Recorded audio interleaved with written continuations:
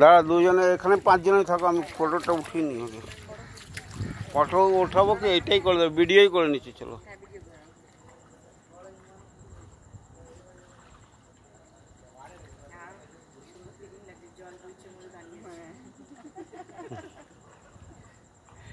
চলো ফটো আসবে